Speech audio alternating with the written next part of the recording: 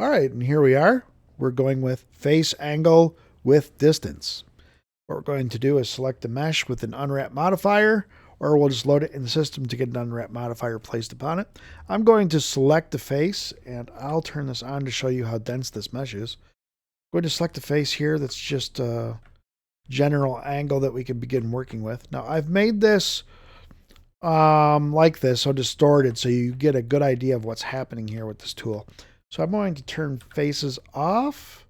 Sorry, the edge is off. I'm going to say set this face. Now that says UV face 9923. That's great. Not that we need to know it, but you know, what the heck. So now I'm going to change the angle distance. And this one is select by normal. Number 2 is select cluster by normal without angle relative to the neighbor face. Then 3 is select cluster by normal with angle relative to the neighbor face. So if the accompanying neighbor's face is within the degree threshold, it will also be selected, okay? And let's just continue in with normal real quick so you can get an idea. Okay. Now remember, here's our beginning face, and there's our beginning angle, okay? So let's take a look at that. As we increase it, see that we're getting those, then we get these. It's matching normals all across the mesh. You see that? So all of the faces within 38.39 or so degrees are being selected. Great. Now let's go to negative neighbor.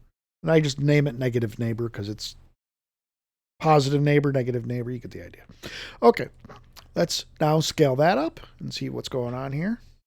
Okay, so we're at 84.85 degrees, and you see what we're getting is a selection here. So we have some a nice selection set where the verticals are not being taken into account, and that's giving us a decent result. Okay, now I'm going to select neighbor, and that's going to select a lot more.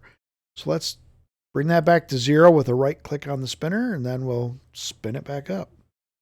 Okay, and you see how we get quick selections with this. So it jumps through, and there we go.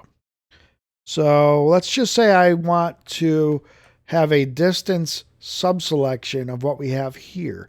And so from our initial face position, which is over here in this area, I'm going to set a distance. Okay.